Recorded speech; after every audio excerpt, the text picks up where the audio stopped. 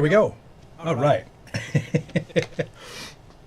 Thank you all for being here. Ooh, let's see if this works. I haven't touched this in 4 weeks. There we go. My name is Anthony Barocas. I am the Chief Gearhead here at StreamTek. And hey, after 4 weeks, I just hit the button and it works. And it plays itself off. I love that. This is show 150. I think this is really cool. This is show 150. If I go over, look. 150 live shows. And I think that's something to be proud of, because that's a lot of live shows. Now, while they aren't always every single week, did last week. I didn't do the week before because I was traveling. I was actually in the air on Wednesday. So thank you all for being there, following me from place to place to place as I do these things. And I will have a show with Bird Dog tomorrow. So go to Bird Dog on YouTube or go to Bird Dog on Facebook, and you will be able to tune in to a Bird Dog show on Workflow, hosted by me. So audio is echoing. Oh, right. Thank you for that. There we go. That is a challenge we're going to have to work through for this show because it's a show about audio. So I've got a secondary audio system, this one, connected, but was not able to go through all the different audio mixers in the Director Mini to turn it off on all of the different shots. So let me go to side by side. No, we're going to leave it on the other ones. We're going to leave it on the other ones. This one will just be me. And the other one, we'll work it out as we go. I will just have to keep it in mind. But thank you for throwing that in there. And as always, I'd love to know where you are watching from. So if you haven't already chimed in, throw it into the comments, because this is a dialogue. You are here. I am here. I'd love to know where you are, and you can tell me in the comments. So we've got Kids Productions writing from Pico Riviera, California. Thank you very much for tuning in. Great to see you back. And Eric, good to see you in Haarlem, Netherlands. And who did? Oh, nobody else has chimed in yet, but we do have a bunch more viewers because I am in Restream again today in the home studio. As if you can't tell, the shows do look different when I'm in the different studio, and I have a whole bevy of gear. If you are interested, I'm curious if you're interested to see a studio tour, go through all the different pieces of equipment I use and why I use them to make this show. If you are so interested in doing a production like this, I think it could be very useful to understand why I have chosen the gear I have chosen in the particular roles that I have, so that you could use this as a bouncing point, a comparison, and see if something might work for you. Travis Wade Robinson, thank you for chiming in from Mount Pleasant, Texas. Not too far from me because I am in Dallas. Definitely much closer than I was last week in Germany. So kudos to that. And Hassan is in the audience letting me know that I fixed the audio. Thank you very much for that. So that's one of the things I think would be, because I've spent months and months tweaking, upgrading, routing, changing, and I think I have a pretty good setup. And of course I could still tweak things. Like right now, this microphone is not on, but that microphone is on. And that's what I'm using to do today's show. Is I'm using the boom microphone over the camera. But anyway, audio, that's the key focus for today's show. Is audio is really important. And if you are doing a live production and you aren't compressing the audio, I actually have to ask you why not. Because when you listen to the radio, it's compressed audio. Yes, if you're listening to, Spotify or Pandora in your headphones on your phone, it's not compressed. You're listening to the original tracks as made and recorded. But when you're listening to a public broadcast, when you're listening to the news on TV, all of that audio has been massaged and equalized and enhanced so that it's the best and the clearest when it gets to you, even if these days we say we can't really make out the dialogue in movies, it's still going through a bunch of steps before it gets to you to get it to that point. And if you aren't doing this in your live shows, I'd have to ask you why not? Because one of the key things I find is super critical is compression. And compression, for those who aren't doing it, is taking the audio level from being very quiet and down here, and then being super loud, like somebody laughs all of a sudden or shouts, or it's something very important. You don't want it to hit the top. You don't want it to clip. You don't want it to distort. That's a key thing. Not distorting, but bringing the audio level up. Because if somebody's watching on their phone, on a tablet, on a laptop, on a desktop computer with crappy speakers, or built-in speakers on a TV set connected to a Roku, you have to help them be able to hear you better, because they don't have a sound system. They're not, hey, I do have a set of, Sony 7506s, which are, have been one of the standards out there for, audio production for decades. You can see these are not the actual Sony earmuffs on here. I have replaced the covers because I've had these headphones for so long that the covers that they come with have started to disintegrate and wear away. And it's such a common thing that you can just go on to Amazon and buy any number of replacement ear cuffs. So that's what I've got on here. I've got some replacement ear cuffs because these are really good headphones, but people don't walk around listening to music or watching their TV shows with these. They might have some earbuds and things like that.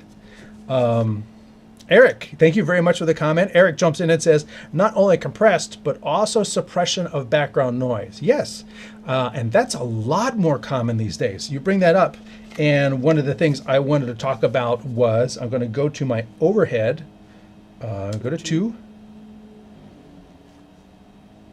Overhead.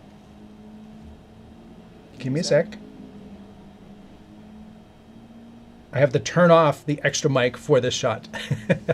I have the Lark. I really like these little headphones, or these little microphones. It's these little dot microphones, and I've actually got my logo on one of them.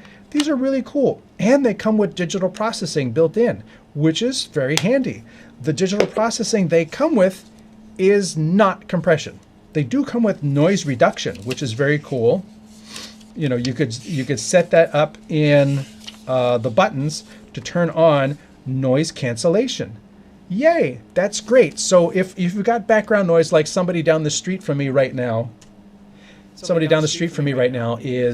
got the machine that eats up trees, and so they're just throwing tree branches into this thing, which is making noise. And noise suppression or noise cancellation would get rid of that background noise. Or if my laptop fan started to ramp up, it would get rid of that background noise, and you would hear me clearly. That's great. I have actually done shows where I wanted you to hear the fan in the machine that I'm using, so that you can hear how loud the fan is or how quiet the fan is. And that is, for that type of thing, you would actually want to hear the noise. So don't use, for that particular technical thing, you would want to hear the background noise. But in general, suppression of background noise is good. It also helps to suppress room echo. So if you have a small studio space and you've got reflective floors, reflective walls, cement walls or something like that, having noise cancellation or noise removal in your microphones or in the chain somewhere would also help with that. Now, the other thing that these microphones don't have is they don't have compression, which kind of boggles my mind, because while noise reduction is good, I think compression is actually more important. The catch-22 is when you compress the highs, it lets you bring up the overall level. You're also bringing up the noise floor. So now that background noise, which was lower, is now higher. It's a catch-22. But what you're also doing is, the people shouting or laughing out loud won't be clipped, And then if they do decide to like mumble a little bit or talk rather quietly like I'm doing now, you can still hear it because of the compression. So if you haven't gathered, I'm actually using compression in the show. I've used compression in this show for months. Now, you have to dial it in to what works for you. You have to get it to the right settings so that you're not compressing too much. I've seen podcasts and video, shows where they've got the compression so clamped down that I can literally hear it bouncing and the background noise coming up every time they stopped talking. And you don't want to go that far. Yes, you've really, you can make it super easy. It's like the radio mix, on broadcast FM radio. You make it super easy to hear while you're driving with the noise in the car and rain and windshield wipers or whatever else is going on. All of the music is up here in this volume section, and you don't really have to listen too hard at it. Then you change to a classical station, and then all of a sudden it goes like this, and then when they play quietly, you can't hear it at all because classical stations don't do a radio mix per se. Travis, I would like to know your thoughts on audio for live streaming for churches. This definitely applies for churches because, I'm active in a couple church groups on Facebook.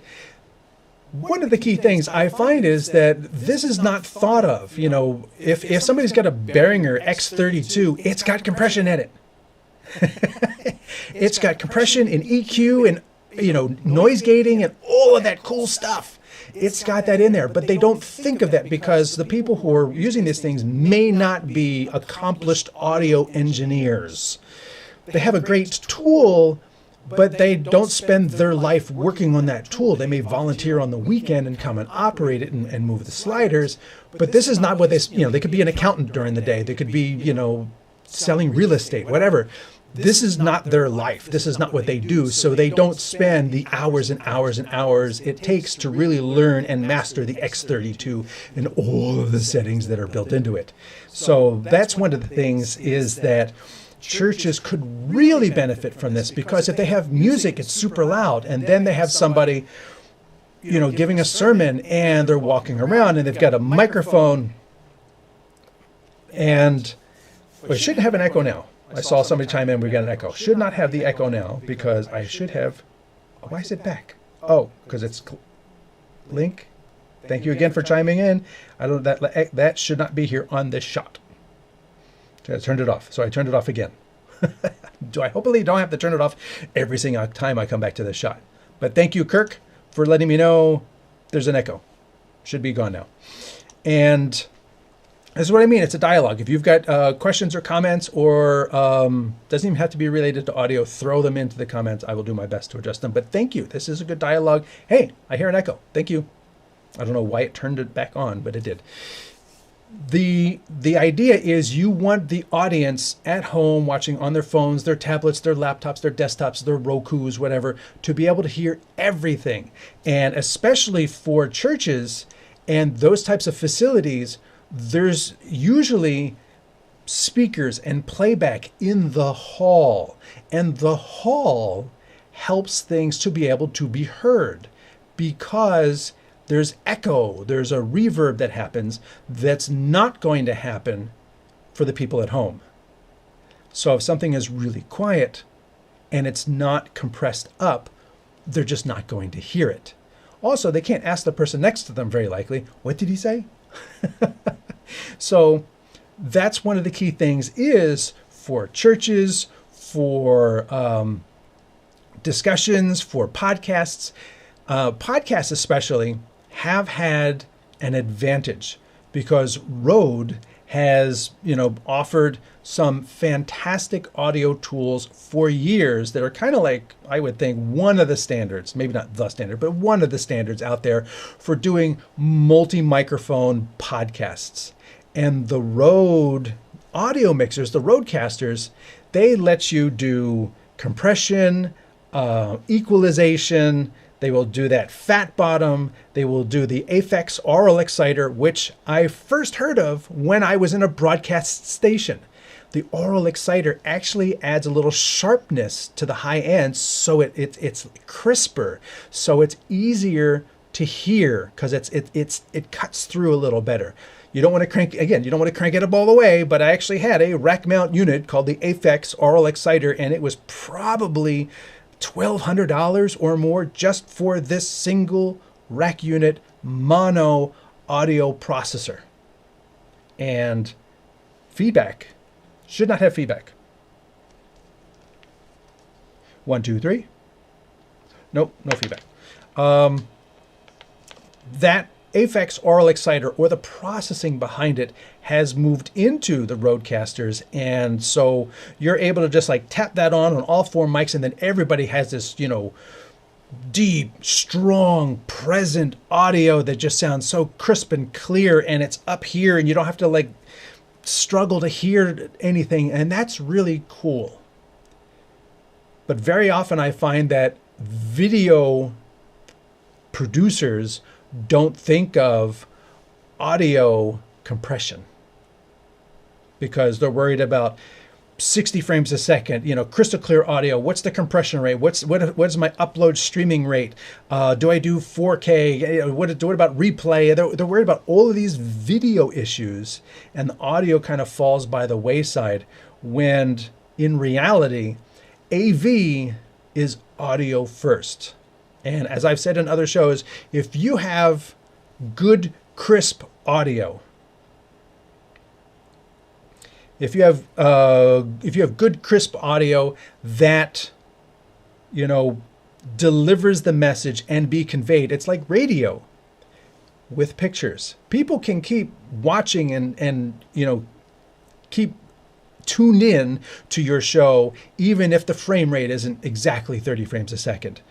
But if the audio you can't quite make out, or it's distorted or something like that, you can have a beautiful 4K picture. People are going to leave because the audio is not there. And so that's one of the things I want to talk, well, that is the thing I want to talk about today. Again, I see more people have joined in, so let me just circle back around, say welcome to everyone. If you haven't already chimed in, feel free to let me know where you are watching from today. I will say, you know, bear with me as I do this because I have 2 separate audio systems running at the same time. And as I just said, audio is the most important thing. But I cannot listen to myself in the program audio because there's a sync delay. So it's an echo into my own ear. So I can't keep that in my ear to listen to my own show to see which one. So I just have to like keep it in mind and turn off the other one because they're both working at the same time on 2 different channels, and I have to turn off one or the other so that you don't have 2 different systems. So bear with me. It's going to be a complex show to do. And if you have other questions with regards to streaming, production, cameras, switchers, audio, feel free to throw them into the comments because this is a dialogue. You're here, I'm here, we're both here. I'll do my best to talk about it. If you are new to the show, I will go to my 2-shot, and I'll have to change the audio. 2-shot, audio off. Okay, so this, let me go here. If you're new to the show, feel free to go to the StreamTek because I am live on Twitch, LinkedIn, YouTube, Facebook. Everything is over here on StreamTek. And if you are interested in audio or microphones, you can come over here and just type in microphones. And all of the shows that I've done about microphones or audio will pop up. So you can really hone in on the hundreds of videos that are on the StreamTek channel and get down to exactly what you're looking for. That's one of the great features about the YouTube. So you can come in here and, oh, look, there's a Compress Your Audio show. And microphone reviews and talking about different frequencies and that top show, that top result there. That's a great feature of YouTube to be able to like hone in on what you are specifically looking for, and I may have already covered. Also, I write for Streaming Media Magazine. You can go to streamingmedia.com and find different reviews and articles that I've written. If you want to reach out to me for one-on-one consulting, you can go to streamtek.us. There's a contact us which is right over here, and reach out to me. I just had somebody reach out to me last week. I also created the B4 on micro four thirds. So you're putting big B4 lenses on micro four thirds. Could do another show about that coming up. And we've got 5,000 members on that. So that's pretty cool.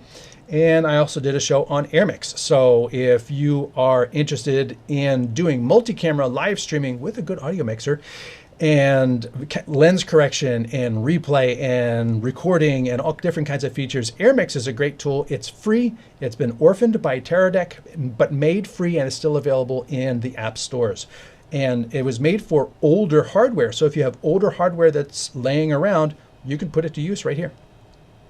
And also, my sister has a art studio called 17 Seconds Studio. So you can see some of the artwork that she has put together. She's got long panels pasted on wood, multi-panels, round, three-dimensional things with different lyrics from different songs that are the inspiration for these different pieces of artwork. So feel free to go check that out. And if you see something you like, tell her I sent you. So one of the things, let's see, I got Rode. Do I have Rode up here? So radio mix is something I talked about. Videos of radio mix compression. You know, you can Google this and learn about compression and radio mix. This is talking about, there's been a lot of hardware for radio stations that really do pump up, compress and everything. And then if you're processing audio post, you can you can leverage this stuff and bake it into the track itself. Although I find generally you want to release your CDs sounding, giving with more dynamics, and then let the radio station put the radio mix together. But there's tons of information on the web. I hope to complement that with what I'm doing on today's show. One of the things I have here is I have a Zoom LiveTrack L8 that I have used. Let me go to my overhead.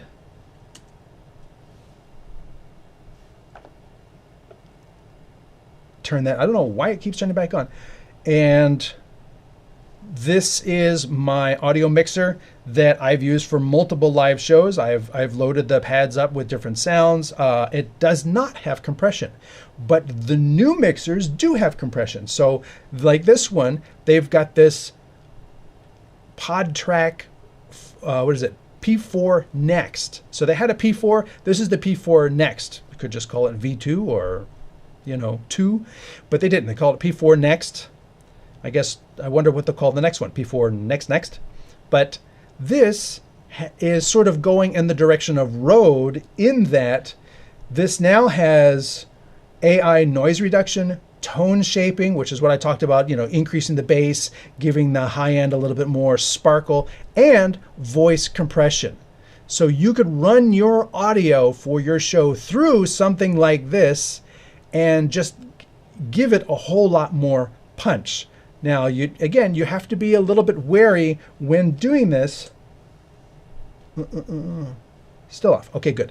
You have to be a little bit wary when you run program audio through this because you don't want to add too much punch, especially if you've got band music and, you know, music being played as part of the show, or if you're playing recorded music running through the compressor, you know, you're going to punch that up even more. You have to like balance out what you're doing. Maybe just put that on the microphones and dialogue audio and then have music being played as music. And that way you can balance the two. But that is just one example of the tools available out there that you can use. And of course, if you have, let me go back to 2, check my audio. It's still off. Okay, good.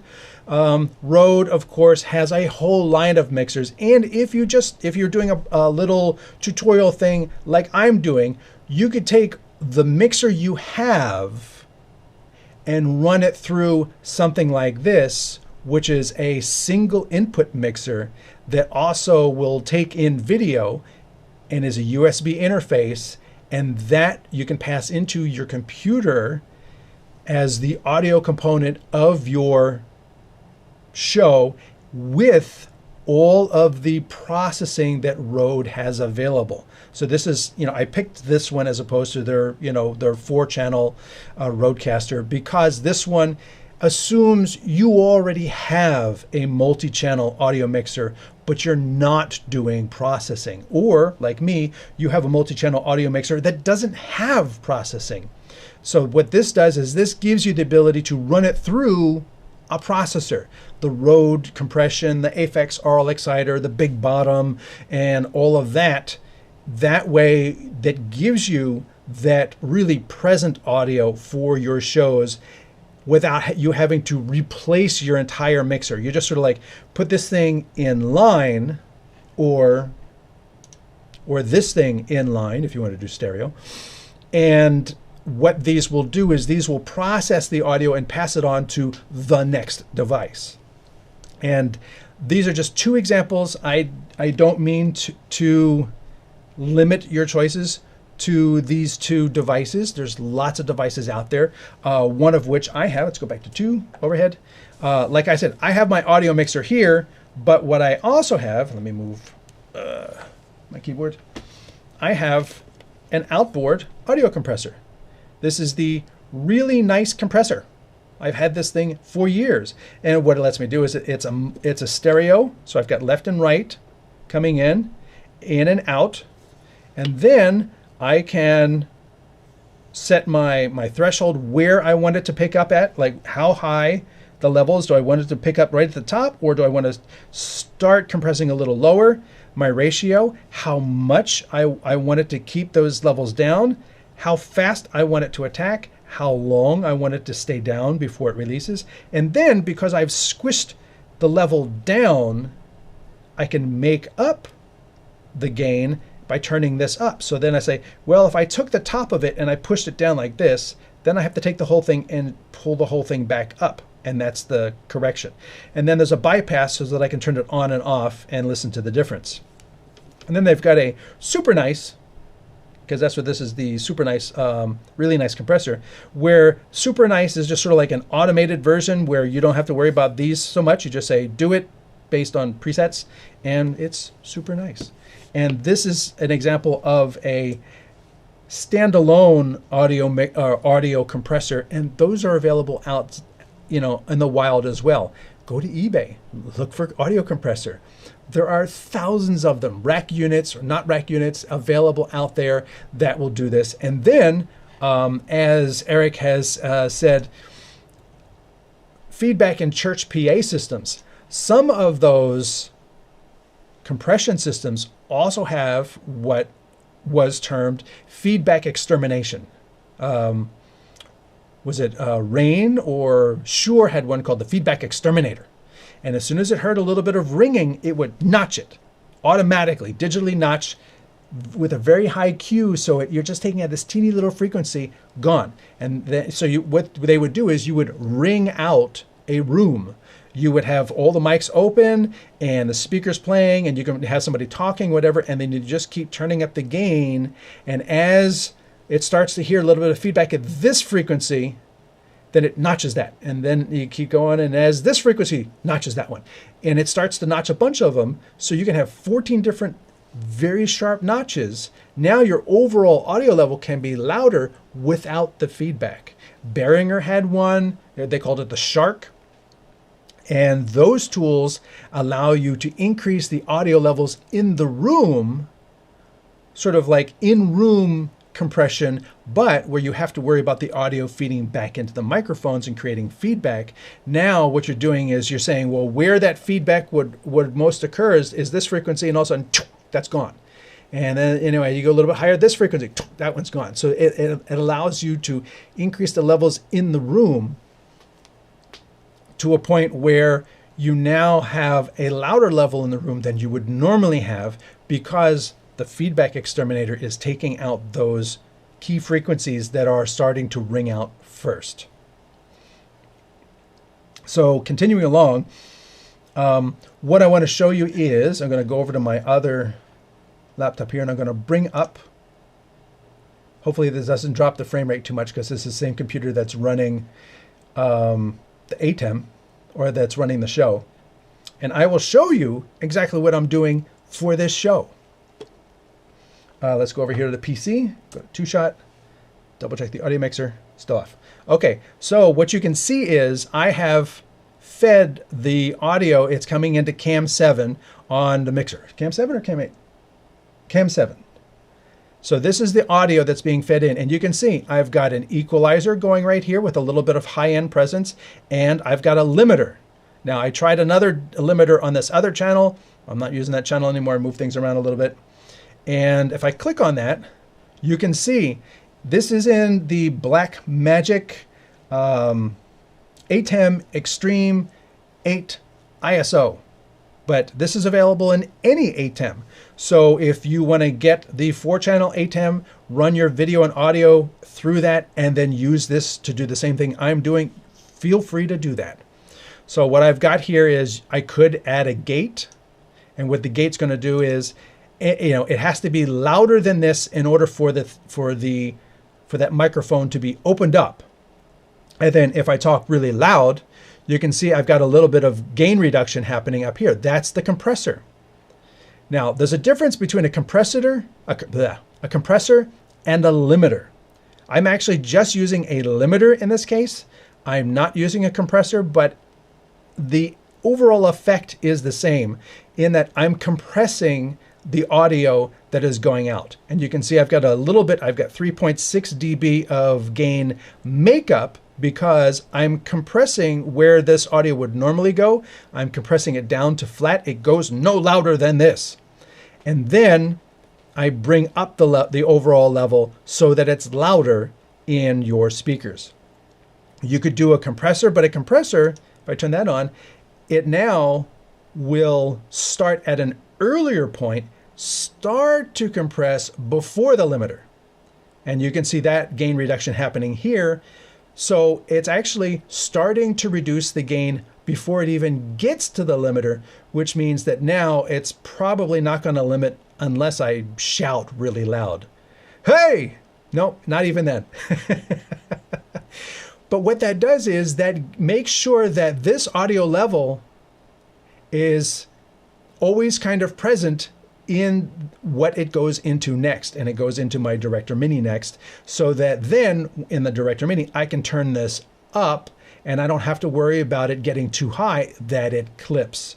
So that is what these tools are doing in this very show that you're watching. Let me turn the compressor off, get back to what I was doing. I'm going to close this, and then let's take a look at the equalizer as well.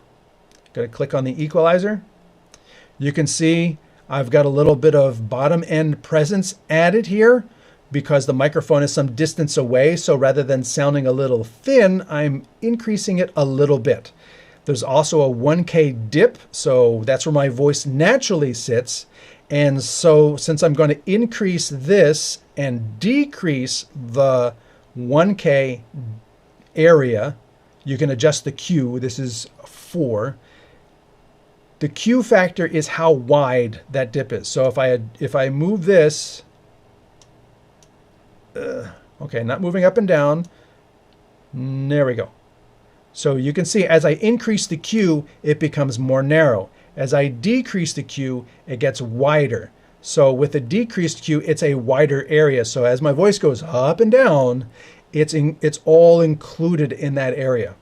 And then up here is my sibilance. When I say S's and things like that, that is this area, and that is increased. This is 10 dB, almost 5 dB at the peak of around 8K, 8,000 hertz.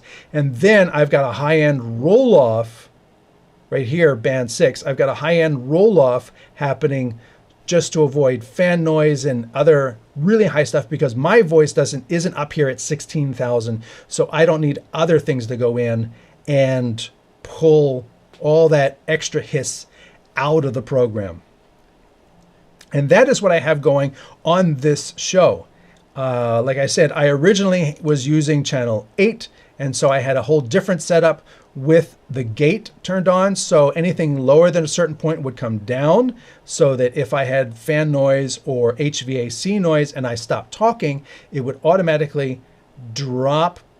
You know, the audio level would come down to the left. And because it's now below 38 dB, it's going to drop this down even lower. It's still listening to it, but now the output has been dropped. The input is still going to be up here.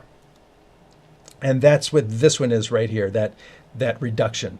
But again, like I said, I'm not using that channel anymore, so that's just sort of like orphaned at this point.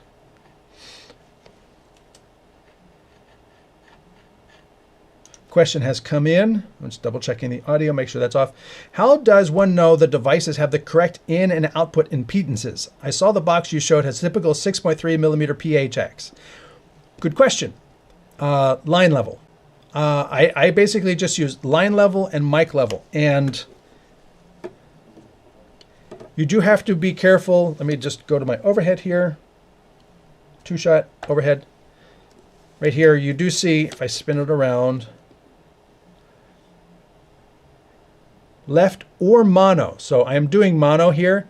Tip is your program, ring is out. So you can do stereo or you can do mono. I'm only doing mono with this.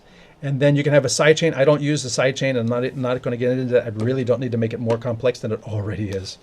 And I'm feeding that. If I scoop this down, I have my mix A, which is a submix, set to just take the microphone input, feed it to this channel, the output of this headphone, which is one of the cool features that I got this mixer for. I can have 4 different mixes for 4 different people, or 3 different mixes for 3 different people, and then a program mix for me.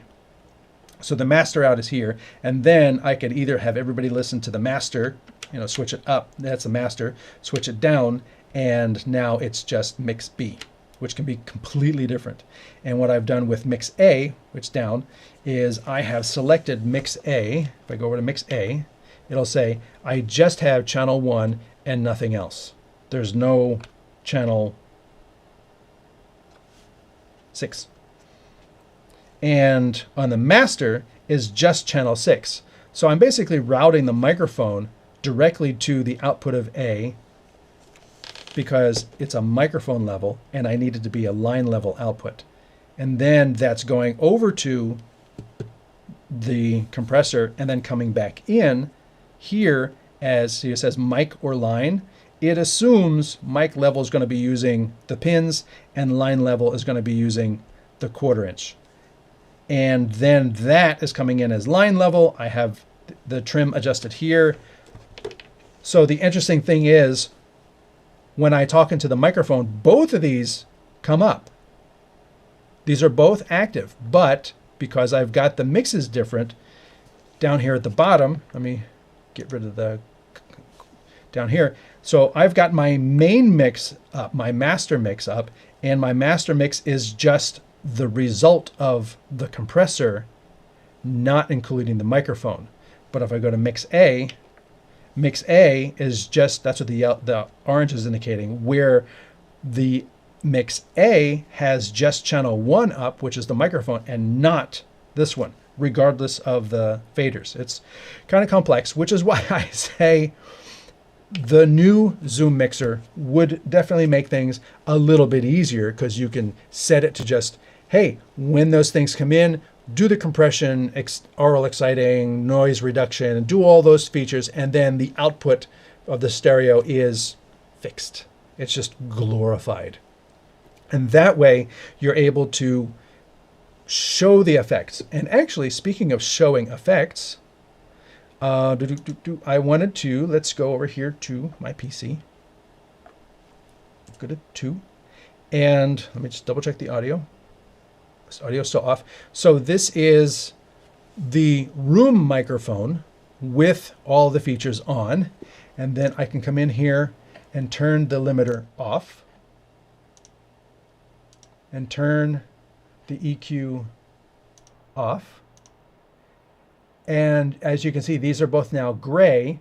And this is the natural voice coming through the room microphone by itself, without any compression, without any limiter, without any equalization. And then if I come back into here, I turn the limiter back on. See, there's no blue button up here to just turn one thing on.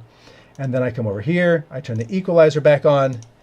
And now I have the processed voice that is going through the Blackmagic mixer with the Fairlight audio capabilities. I mean, there's a lot more capabilities than this in here as well, but I haven't really, I just kind of like, I'm doing a little bit. I'm not doing a fat bottom and there's no Aphex Aural exciter and things like that in here to really process it. It's not a Rode device, but it does make it better than just unprocessed, completely unprocessed audio. I feel it does, because this way, when you're watching, you don't have to struggle to hear what I'm saying because it's too low or it's too quiet or it overmodulates and it clips. Now, again, as I've said in many of my audio shows, is that there's multiple gain stages. There's a gain setting on the microphone. There's a gain setting when I feed it into the camera. And then when it goes into the mixer, there's an initial gain setting. That's up here. That's 3. And then I technically have an output gain setting in the limiter. That's 4. And then I have the fader setting. That's 5. And then I have the master setting. That's 6. And then it goes into the Director Mini input level. That's 7. And then I have the master program level. That's 8.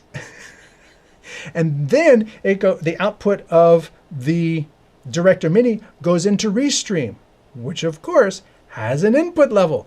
That's 9. I'm managing 9 different level settings all the way through the chain to make sure I don't clip, I'm not too low, because if my microphone setting is too low and I have to crank it up later, you're going to hear a lot of hiss because the microphone level is going to be down here, and in order for it to be louder, I have to bring both of these up. So now my noise floor is like here, and that's going to sound really bad. If my microphone level is up here and then I get too loud and I shout, it's going to clip.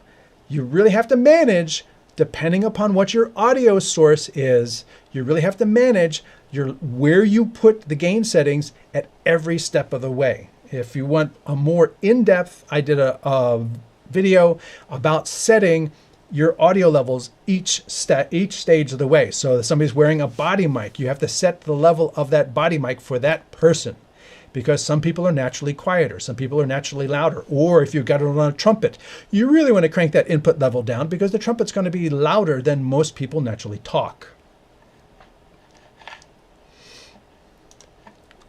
Early Jerome Terry, thank you for chiming in. What frequencies would you notch out to reduce AC noise? Ooh, unfortunately, AC noise, which I have because there's literally a vent 4 feet above my head, or 1.5 meters above my head. What frequencies would you notch out to reduce AC noise? In general, AC noise is a lower frequency rumble unless you have noise from the vent plate itself, which tends to be like a high frequency whistling. In that case, take the plate off. Or, because you're not going to be able to like lower the airflow cubic feet per minute, the push of the air behind it. Make sure all your vents are open so that it's not being forced out of one with a really high, and a whistle noise. If they're all open, it should just naturally flow without noise. But more in general, it's a low frequency rumble. And that is where the noise reduction in microphones really comes into play, because it's a broadband noise thing. It's not a specific frequency. And it'll be different in different places, because if part of the stage is underneath the intake, you're going to hear a low frequency rumble. If part of the stage is underneath a place where it comes into the room, then they're going to have a different set of frequencies in those 2 different places. And that's going to be a real challenge, which is where broadband noise reduction capability comes into play. And like I was showing with the, let me hide this, go away. With some of the new mixers, this one over here with, Oh, I'm on the wrong screen. With the AI noise reduction, I wish they would just take out the word AI. It's noise reduction. We've had noise reduction for decades, even without AI. The fact that the noise reduction is built into the unit, this is going to clean up various rumbles and things like that. This is why I use noise canceling headsets on an airplane. That broadband rumble of the engines that comes into the cabin and the cabin itself rumbling a little bit, and the airflow hiss of the air conditioning in the cabin for 8 hours straight. I think I measured it at 79 dB, 80 dB. That's pretty loud and kind of like an occupational hazard for that long to be exposed to that much noise.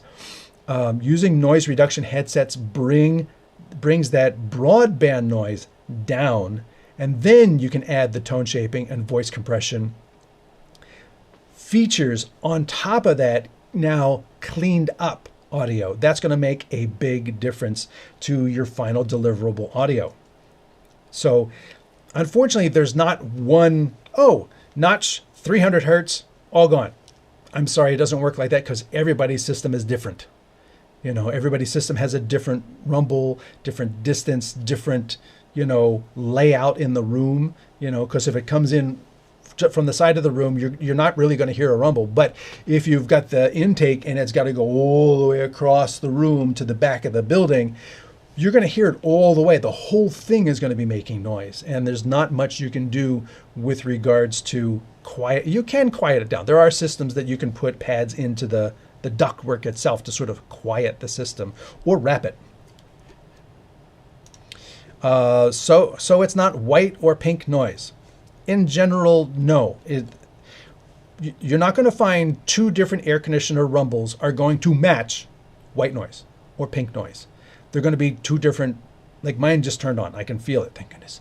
And it's not going to match white or pink noise. It's going to be its own noise. And that is something that I have to deal with in my system. Also, in terms of the vent blowing down in this direction, I have to use the foam windscreens because it will blow across the microphones. And if I have a microphone that's exposed, it may actually make wind noise on the microphone because it's literally blowing down onto the area here that I do the production. So I have to watch out for that. And that's not going to be white noise or pink noise either. That's going to be wind noise. So I'm sorry I can't, give you, air conditioner noise is this, because everybody's air conditioner is different. But that's something that general noise reduction can help mitigate. So adding a noise reduction layer to your audio processing or your audio mixing can help. As far as I know, even the Behringer X32, which I think is almost a decade old at this point, is not going to have noise reduction in it, as far as I know. Although there may be plugins or something like that that somebody could add to those digital mixers to add that capability. You could add that via an outboard device and sidechain it, like loop it through as an effect, and then continue processing your program out through the normal pathway that you already have established. Just adding this loop through chain to add the noise reduction level, and then pass it along to your final destination. That way you gain the benefits, but you're not changing your workflow, which I know I don't want people to feel that in order to add compression, in order to add this processing or noise reduction, I have to throw away our entire workflow that everybody knows and understands. You don't. You really don't. You can get the benefits of this processing, of more power to your audio, of a little bit of limiting, of a little bit more sparkle in your audio, a little bit crisper sound. You can get those benefits by carefully adding it into the chain that already exists. Spend a little time working out the nuances, how much sparkle, how much noise reduction and things like that. Work with the thing week after week and, listen to it, assess it, or do some tests that aren't, part of your normal program and everything. Test it with the full gamut of stuff. Do you have pre-show music? Do you have music in the program? You have to run that through too to understand that the noise reduction isn't going to take away part of the music.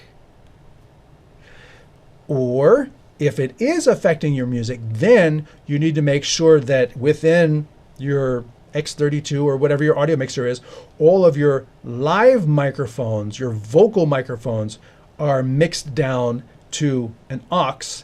That aux runs through your processing and comes back in.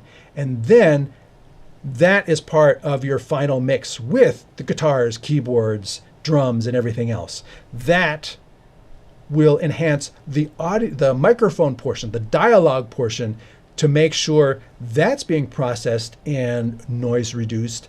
And then you don't want the noise reduction to go after your keyboards or your drums and take away some of the sizzle and take away things. You also don't want the Aphex Aural Exciter to make your cymbals a little harsh in the ears, because it's adding sizzle, and the cymbals already have plenty of sizzle. So you don't want to add sizzle to sizzle, because then it's like too much salt in a recipe. It's not pleasant. And you have to find the balance, because everybody's program is going to be different. Everybody's needs are going to be different. And as I always say, I'm sorry, but there is no one answer. What's the best camera? Depends on what you need. What's the best audio settings? Depends on what you need. There is no one right answer. And I'm not going to be the YouTuber that says, these are the settings you need. And I'm sure you can probably find plenty of videos to tell you that. Mine is not going to be the video to tell you these are the right settings that you need to implement to make sure that your program sounds the best. No, I'm going to tell you there's this capability you can add, but the settings you need are your settings and are not going to be my settings. Your settings are not going to be right for me. So my settings are definitely not going to be right for you. I hope that helps.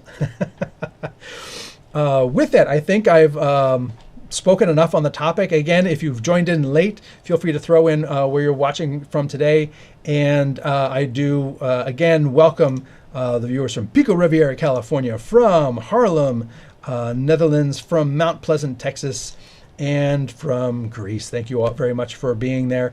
And I hope this show has provided some guidance in terms of increasing the presence of your audio, making sure your audio is more listenable, the radio mix, for lack of a better phrase, to your audience, as opposed to just dry and unprocessed audio.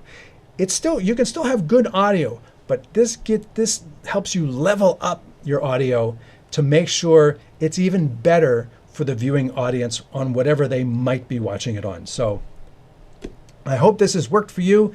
If you have any other questions, feel free to throw them in the comments of the show after it's done, and I will do my best to answer them there. If you haven't already, feel free to subscribe to the StreamTek channel. Go to 2. Feel free to go to the StreamTek channel here and subscribe, and we've got some cool stickers right there. You can also follow me on Streaming Media Magazine. Go to streamingmedia.com. You can sign up for some free newsletters. If you want some one-on-one consulting, you go over here to streamtek.us and click on the Contact Us link in the top of the banner there. So with that, I thank you all for being there. My name is Anthony Brokus. I am the Chief Gearhead here at StreamTek. Finally back in my home studio after 4 weeks of not being here. Happy to be back, and I will look forward to continuing these shows. This is our 150th live show. That's a lot of live shows. And I thank all of you for being viewers of the channel. Thank you all for subscribing and making it part of, your workflow. So I hope things have helped you. And till the next time, I always say, thanks for watching.